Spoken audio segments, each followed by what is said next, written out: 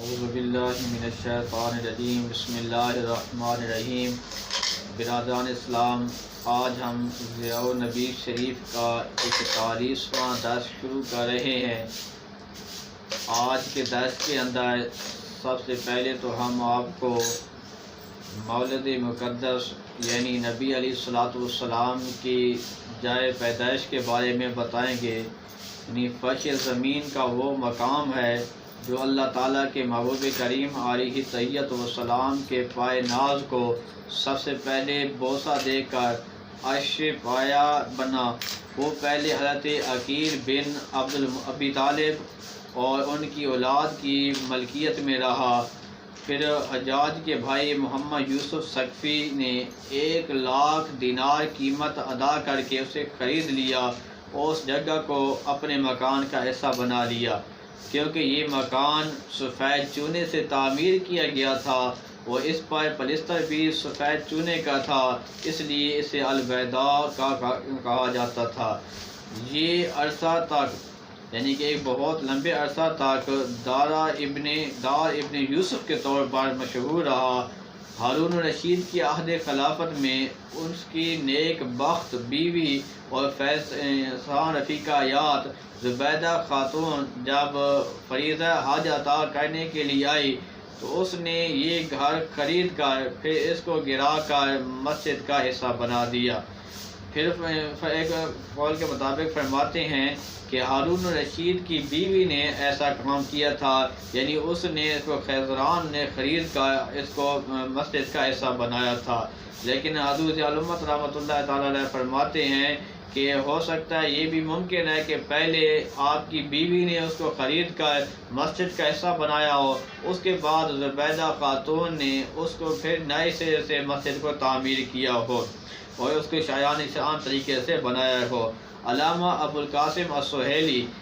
نے عروض الانف میں یہ لکھا ہے کہ ثم بنتھا زبیدہ تو مسجدن حین حجت۔ آپ فرماتے ہیں کہ یعنی جب زبیدہ خاتون حج کے لیے حاضر ہوئیں تو انہوں نے اس جگہ مسجد تعمیر کرا دی۔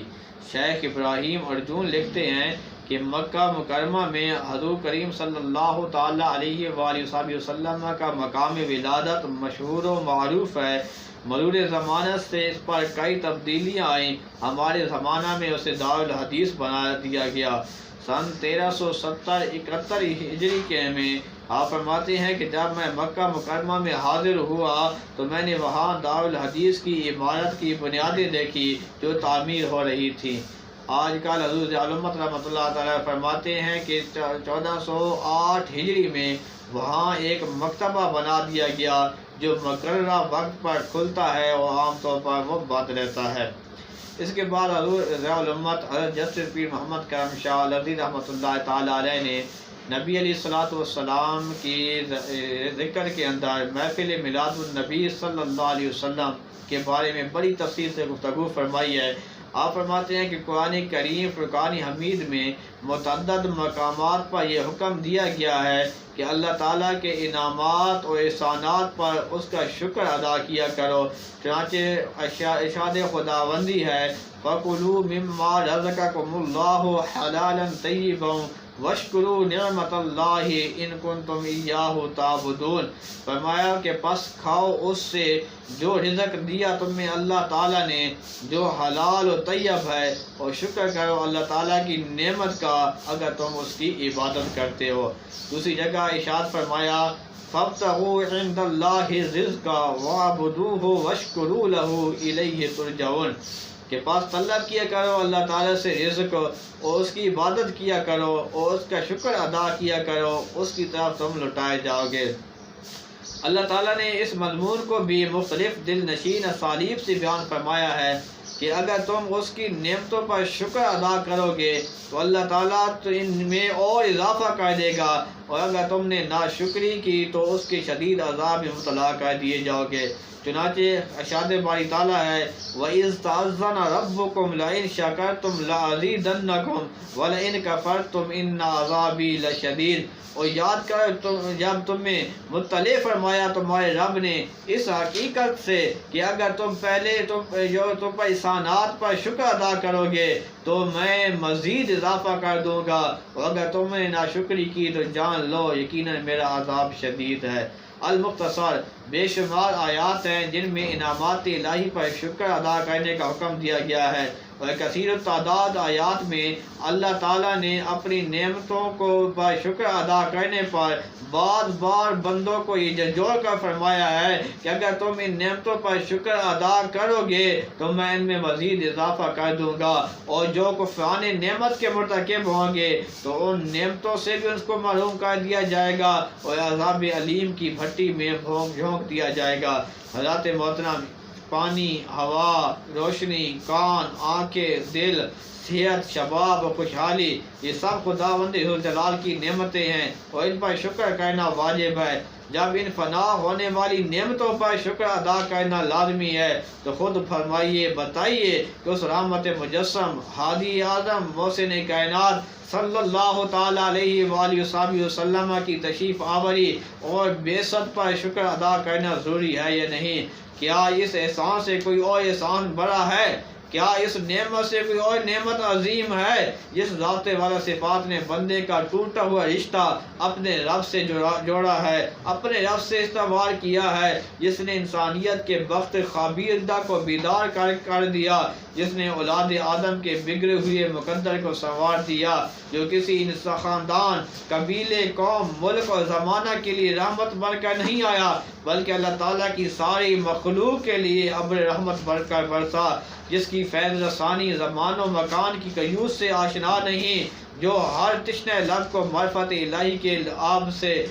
سیراب کرنے کے لیے تشریف لایا، ہر گم کردہ راہ کو صراط مستقیم پر گامزن کرنے کے لیے آیا، ہر کے وما کے لیے جس نے حریم قرب الہی کے دروازے کھول دیے۔ کیا اس نعمت عظمیٰ اور ابدی احسان پر شکر ادا کرنا ہم پر فرض نہیں؟ کیا خداوند کریم کے اس لطف بے پایاں پر اس کا شکر ادا کر کے اس کے وعدہ کے مطابق ہم اس کی نعمتوں پر کہ مستحق نہیں ٹھہرتے اور اس جلیل القدر انعام پر سپاس گزار نہ ہوگا، وہ غضب و عتاب الہی کے وعید کا ہدف نہیں بنے گا۔ سرور کائنات فخر موجودات صلی اللہ تعالیٰ علیہ وآلہ وسلم کی آمد وہ عظیم المرتبت انعام ہے جس کو منعم حقیقی نے اپنی قدرت زبان سے خصوصی طور پر علیحدہ ذکر فرمایا لقد من اللہ علی المؤمنین اذ بعث فیہم رسولا من انفسہم یتلو علیہم آیاتہ ویزکیہم ویعلمہم الکتاب والحکمہ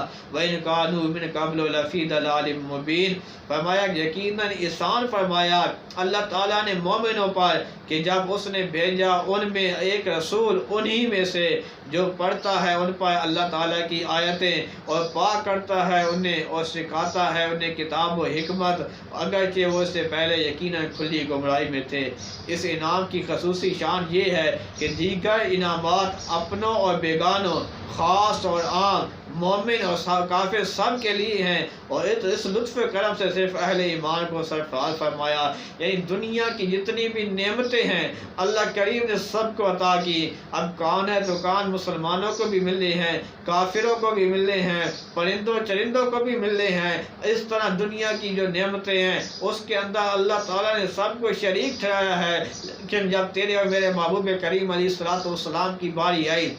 تو اللہ کریم نے لقد من اللہ علی المؤمنین فرما کر کائنات والوں کو بتا دیا کہ لوگوں ساری نعمتیں ہر ایک کے لیے ہیں، لیکن جو میرا محبوب ہے یہ صرف میری امت کے لیے، یعنی ایمان میرے نبی کی امت کے لیے، جو اپنے نبی کے اوپر ایمان لانے والی ہے یہ اس کے لیے نعمت بن کر آیا ہے۔ حضرات محترم، غلامان مصطفیٰ علیہ تحیت و سلام ہر زمانہ میں اپنے رب کریم صلی اللہ علیہ وسلم کی اس نعمت اپنے رب ذوالجلال جلال کی اس نعمت کبریٰ کا شکر ادا کرتے آئے ہیں۔ زمانے کے تقاضے کے اعتبار سے شکر کے انداز مختلف ہوتے تھے، لیکن جذبہ تشکر ہر عمل کا روح رواں رہا، اور جو خوش بخت اس نعمت کی قدر و قیمت سے آگاہ ہے وہ تا ابد اپنی فہم و استعداد کے مطابق اپنے رحیم و کریم پروردگار کا شکر ادا کرتے رہیں گے۔ یہ ایک بدیہی عمل ہے کہ جب کسی کو کسی انعام سے سرفراز کیا جاتا ہے تو اس کا دل مسرت و انبساط کے جذبات سے معمور ہو جاتا ہے۔ اس کی نگاہ میں اس نعمت کی جتنی قدر و قیمت ہوتی ہے اس کے مطابق خوشی کے جذبات کا اظہار کرتا ہے۔ اگر اس کے نزدیک اس کی قدر و قیمت نہیں ہوتی تو وہ اس کے سامنے خوشی نہیں کرتا۔ تو برادران اسلام، کسی بھی نعمت کے اوپر انسان کو پرکھا جاتا ہے کہ آیا اس کے نزدیک اس کے کتنا بڑا مقام ہے۔ انسان اس نعمت کے مقام کے اعتبار سے انسان کے جذبات کو جب دیکھتا ہے تو اس نعمت کا پتہ چلتا ہے کہ کیا اس نعمت کی اس انسان کو قدر ہے یا نہیں۔ اگر انسان اس نعمت کی قدر کرے، اس کے اوپر خوشی کا اظہار کرے،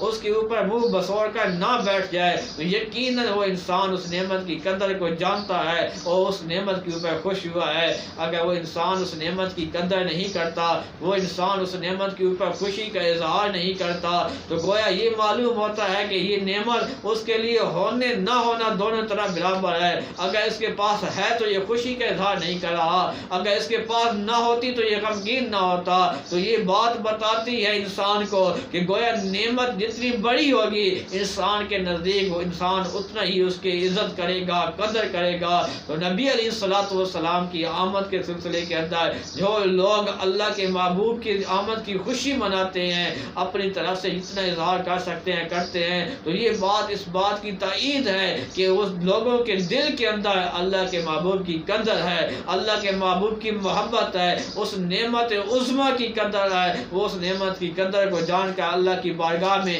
اظہار تشکر کرتے ہیں کہ یا اللہ، ہم تیری اس نعمت کے اوپر تیرا شکر ادا کر رہے ہیں کہ ہم اس کے اوپر خوشی کا اظہار کر رہے ہیں۔ تو برادران اسلام، جہاں جہاں یہ ہوتا ہے کہ اللہ کے محبوب کے ساتھ محبت کرنے والے اللہ کے محبوب کی آمد کے سلسلے کے اندر خوشی کا اظہار کرتے ہیں، وہاں کچھ لوگ ایسے بھی ہیں جو اس موقع کے اوپر جو لوگ خوشی کا اظہار کر رہے ہوتے ہیں، یعنی محفل میلاد سجاتے ہیں، ان کے اوپر بدعت کے فتوے لگاتے ہیں کہ تم یہ جو کچھ کر رہے ہو یہ بدعت ہے، یہ صحیح نہیں ہے۔ تو برادران اسلام، ان کے لیے اللہ کریم کا یہ فرمان ہی کافی ہے۔ اللہ کریم قرآن کریم کے اندر ارشاد فرماتا ہے کہ قل بفضل اللہ وبرحمتہ فبذلک فلیفرحوا هو خیر مما یجمعون۔ اللہ کے قرآن اللہ فرماتا ہے اپنے محبوب کو کہ اے محبوب، فرما دیجئے کہ اللہ کا فضل اور اس کی رحمت سے، اور بس چاہیے کہ اس پر خوشی منائے، یہ بہتر ہے ان تمام چیزوں سے جن کو وہ جمع کر کے رکھتے ہیں۔ حضرات محترم، اس آیہ مبارکہ کے اندر ہمیں یہ بتایا جا رہا ہے کہ جب تمہارے پاس اللہ کا فضل آ جائے، جب تمہارے پاس اللہ کی رحمت آ جائے، تو تمہیں جو کچھ اللہ نے عطا کیا ہے اس کو تمہیں خرچ کرنا چاہیے، اس نعمت کے اوپر، اس فضل کے اوپر تمہیں خوشی کا اظہار کرنا چاہیے۔ تو برادران اسلام، یہ تو ہر قسم کے فضل کے اوپر ہے، چاہے انسان کو جس صورت کے اندر اللہ خوشی عطا فرماتا ہے، اس کے گھر میں بیٹے کی پیدائش ہوتی ہے، اللہ اسے کوئی دنیا کا مال و متاع دیتا ہے، اللہ اسے دین کی کوئی سربلندی کا کوئی مقام عطا فرما دیتا ہے، یہ اللہ کا فضل ہے۔ اللہ اس کی جان کی بخشش فرماتا ہے،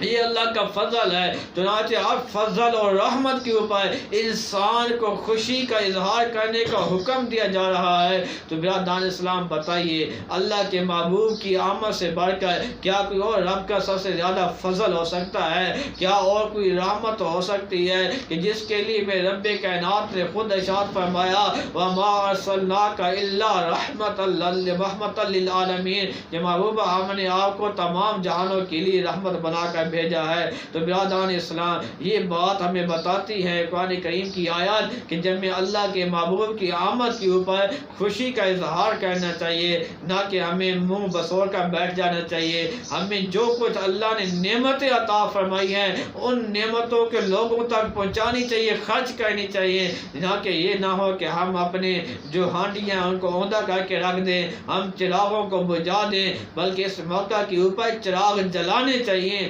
روشنیاں کرنی چاہیے تاکہ لوگوں کو معلوم ہو جائے کہ یہ دن وہ دن ہے کہ جس دن اللہ کا وہ نبی آیا تو تمام جہانوں کے لیے نور بن کر آیا، جس کے لیے اللہ نے فرمایا لقد جاءکم من اللہ نور و کتاب مبین، قد جاءکم من اللہ نور و کتاب مبین، تحقیق تمہارے پاس اللہ کی طرف سے نور اور واضح کتاب آ گئی ہے۔ تو برادران اسلام، ہر دور کے اندر، ہر چھوٹے ملک کے اندر، ہر شہروں کے اندر نبی علیہ الصلوۃ والسلام کی آمد کے سلسلے کے اندر لوگ خوشیاں مناتے ہیں، اپنی گلی محلوں کو سجاتے ہیں، اپنے گھروں کے اوپر چراغاں کرتے ہیں، جھنڈے لگاتے ہیں۔ تو برادران اسلام، جو بھی کام ہوتا ہے یہ اس بات کی دلیل ہوتا ہے کہ لوگوں کے دلوں کے اندر اللہ کے نبی کی محبت ہے، انہیں اللہ کے اس نعمت کے اوپر اللہ کا شکر ادا کر رہے ہیں، اس کی قدر کو جانتے ہیں۔ امام ابو شامہ جو امام نووی شارح صحیح مسلم کے استاد الحدیث ہیں، آپ فرماتے ہیں کہ ہمارے زمانہ میں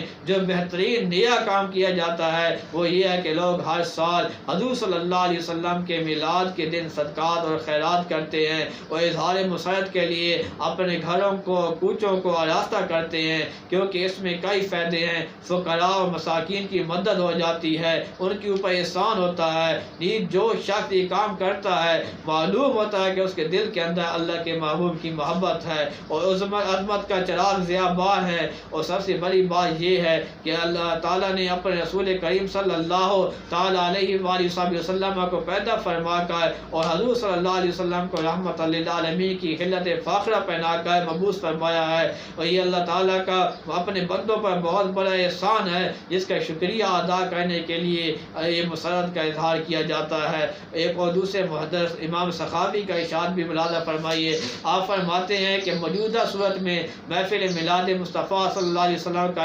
انعقاد قرون ثلاثہ کے بعد شروع ہوا، پھر اس وقت سے تمام ملکوں میں اور تمام بڑے شہروں میں اہل اسلام میلاد شریف کی محفلیں کا انعقاد کرتے ہیں۔ اس کی راتوں میں صدقات و خیرات سے فقراء اور مساکین کی دلداری کرتے ہیں۔ حضور صلی اللہ تعالیٰ علیہ وآلہ وسلم کی ولادت بسعادت کے واقعات پڑھ کر حاضرین کو بڑے اہتمام سے سنایا جاتا ہے اور اس کی عمل کی برکتوں سے اللہ تعالیٰ اپنے فضل عمیم کے ان پر بارش کرتا ہے۔ ایک تیسرے محدث جو ضعیف احادیث پر تنقید کرنے پہ بے رحمی کی حد تک بے باک ہیں، یعنی علامہ ابن جوزی، یعنی علامہ ابو الفرج عبد الرحمن ابن جوزی کی رائے بھی اس سلسلہ میں آپ سنیے۔ آپ فرماتے ہیں، ابن جوزی فرماتے ہیں کہ محفل میلاد کی خصوصی برکتوں میں سے یہ ہے کہ جو اس کو منعقد کرتا ہے اس کی برکت سے، یعنی محفل میلاد کی برکت سے سارا سال اللہ تعالیٰ کی حفظ و امان میں رہتا ہے، وہ اپنے مقصد اور مطلب کے جلد حصول کے لیے یہ بشارت ہے۔ علماء کرام نے یہ بھی وضاحت کی ہے کہ محافل میلاد کے انعقاد کا آغاز کب ہوا اور کس نے کیا۔ امام ابن جوزی ہی لکھتے ہیں کہ سب سے پہلے اربل کے بادشاہ الملک الظفر ابو سعید نے اس کا آغاز کیا۔ اس زمانہ کے محدث شہیر حافظ ابن دہیہ نے اس مقصد کے لیے ایک کتاب تصنیف کی اور اس کا نام لکھا التنویر فی مولد البشیر النذیر۔ کیا پھر ملک مظفر کے سامنے جب یہ تصنیف پیش کی گئی تو اس نے ابن دہیہ کو 1000 اشرفی بطور انعام بتا کے اور ربیع الاول شریف میں ہر سال محفل میلاد کے انعقاد کا وہ اہتمام کیا کرتا تھا۔ زیرک، دانا، بہادر اور دلیر تھا، دانشور اور عدل گستر تھا۔ اس کا عہد حکومت کافی طویل ہوا، یہاں تک کہ اس نے 630 ہجری میں اس حالت میں وفات پائی کہ اس نے آقا کے شہر میں جہاں صلیبوں نے قبضہ کر رکھا تھا اس کا محاصرہ کیا تھا۔ اس کا ظاہر و باطن بہت پسندیدہ تھا۔ ابن جوزی کے الفاظ میں آپ اس مرد مومن کی سیرت کا مطالعہ فرمائیں تو آپ کو معلوم ہوگا کہ ابن جوزی اپنی تصنیف میراث الزمان میں اس ضیافت کا ذکر کرتے ہیں جو ملک مظفر میلاد شریف کے موقع پر کیا کرتا تھا اور جس میں اس زمانہ کے اکابر علماء اور صوفیاء شرکت فرمایا کرتے تھے۔ اس ضیافت کا یہ حال ہے کہ اس آدمی کی زبانی آپ نے بیان کیا ہے جو خود اس دعوت میں شریک ہوا کرتا تھا۔ وہ کہتا ہے کہ میں نے بھیڑ بکریوں کے 5000 سر اور 5000 سر بھیڑ بکریوں کے 10,000 مرغیاں اور فرنی کے 1,00,000 سکورے اور حلوے کے 3,000 تشت خود دیکھے ہیں۔ حضرات محترم، آپ اندازہ لگاؤ کہ جو آدمی اتنا خوشی کا اظہار کر رہا ہے، انسان سوچ کے حیران ہوتا ہے کہ ان لوگوں کے دل کے اندر اللہ کے محبوب کی کتنی محبت تھی کہ وہ یہ نہیں دیکھتے تھے ہم کتنا مال خرچ کر رہے ہیں، جو ان کے پاس آتا تھا اللہ کے محبوب کی آمد کے اوپر خرچ کر دیتے تھے۔ اور میلاد شریف کی تقریباً فرماتے ہیں کہ 3,00,000 دینار خرچ کرتا تھا وہ بادشاہ۔ علامہ محمد رضا نے اپنی سیرت کی کتاب محمد رسول اللہ میں مندرجہ بالا جات ذکر کرنے کے بعد اس میں بھی اضافہ کیا ہے۔ تو ذات محترم، یہ تمام باتیں ہمیں اس بات کی طرف لے کر جاتی ہیں کہ حضور نبی رحمت صلی اللہ تعالیٰ علیہ وآلہ وسلم کی آمد کے اوپر وہ لوگ خوشی کا اظہار کرتے تھے۔ ان کے پاس جو مال ہوتا تھا، ان کے پاس جو کچھ ہوتا تھا، وہ لوگوں کے اندر خیرات کرتے تھے، وہ لوگوں کے اندر محافل کا اہتمام کیا کرتے تھے۔ تو یہ آج کا نہیں ہے، یہ شروع سے آ رہا ہے، اور ہر انداز کے اندر، ہر دور کے اندر جو خوشی کے اظہار ہوتے ہیں مختلف ہوتے ہیں۔ کوئی کس طرح خوشی کا اظہار کرتا ہے، کوئی کس طرح کرتا ہے۔ میرے کریم آقا علیہ الصلوۃ والسلام اپنی آمد کا جو خوشی کا اظہار کرتے تھے وہ روزہ رکھ کر کرتے تھے کہ اس دن روزہ رکھتے تھے۔ اللہ کی محبوب کی بارگاہ میں پوچھا گیا، یا رسول اللہ صلی اللہ علیہ وسلم، آپ سوموار کے دن روزہ رکھتے ہیں، اس کی کیا حکمت ہے؟ حدیث پاک کا مفہوم ہے، میرے آقا نے فرمایا کہ یہ وہ دن ہے جس دن میں پیدا کیا گیا ہوں۔ تو گویا یہ بات ہماری اس بات کی طرف لے کر جاتی ہے کہ اللہ کے نبی کی آمد کے اوپر کسی بات کا اہتمام کرنا یہ عین ہی سنت ہے۔ اب لوگ سوال کرتے ہیں کہ نبی علیہ الصلوۃ والسلام تو روزہ رکھتے تھے، تو آپ روزہ کیوں نہیں رکھتے؟ تو برادران اسلام، آپ کو یہ میں واضح کرتا چلوں کہ روزہ ایک عبادت ہے، روزہ ایک نفلی عبادت ہے۔ حضور نبی رحمت صلی اللہ تعالیٰ علیہ وآلہ وسلم سوموار کو روزہ رکھتے تھے، اور آج بھی الحمدللہ سعودی عرب کے اندر ہر سوموار کو لوگ روزہ رکھتے ہیں، وہاں افطاری کا بھی اہتمام کیا جاتا ہے، اور جس کو بھی اللہ تعالیٰ توفیق دیتا ہے وہ روزہ رکھتا ہے۔ اسی طرح روزہ نفلی روزہ ہے، عبادت ہے۔ ہم محفل میلاد کرتے ہیں، محفل میلاد کے اندر کیا ہوتا ہے؟ تلاوت ہوتی ہے، اللہ کے محبوب کے تذکرے کیے جاتے ہیں، محفل نعت ہوتی ہے، نبی علیہ الصلوۃ والسلام کی آمد کی، آپ کی سیرت کو بیان کیا جاتا ہے، لوگوں کو بتایا جاتا ہے کہ میرے نبی کس مقصد کے لیے آئے، اللہ نے اپنے نبی کو کس معاشرے کے اندر بھیجا، وہ معاشرہ کیا تھا، کس حالت میں تھا، اللہ کے محبوب کے آنے کے ساتھ اس کے اندر کیا تبدیلیاں رونما ہوئی ہیں، اللہ کے نبی آئے کس مقصد کے لیے ہے، لوگوں کو کیا باتیں بتانے کے لیے ہے۔ تو چاچی یہ باتیں بھی جو ہے یہ عبادت ہے۔ قرآن کریم کی تلاوت کرنا عبادت ہے، نعت پڑھنا عبادت ہے، اللہ کے محبوب کی آمد کی ذکر کرنا یہ بھی عبادت ہے۔ گویا معلوم ہوا کہ اللہ کے نبی کی آمد کے دن ہر قسم کی عبادت کرنا یہ ہمارے لیے لازم ضروری ہے۔ جو بھی نفلی عبادت جس حالت میں کر سکتا ہے، صدقہ کرنا یہ بھی عبادت ہے، جو جتنا اللہ نے جس کو توفیق عطا فرمائی ہے اس کے مطابق وہ کرتا ہے۔ تو اللہ کریم کی بارگاہ میں دعا ہے کہ اللہ کے عالم ہمیں بھی اپنے نبی کی آمد کی خوشیاں منانے کی توفیق عطا فرمائے، اور اللہ تعالیٰ ملک پاکستان کو، عالم اسلام کو اللہ کے نبی کی آمد کے صدقے سدا بہار عطا فرمائے۔ وآخر دعوانا الحمدللہ رب العالمین۔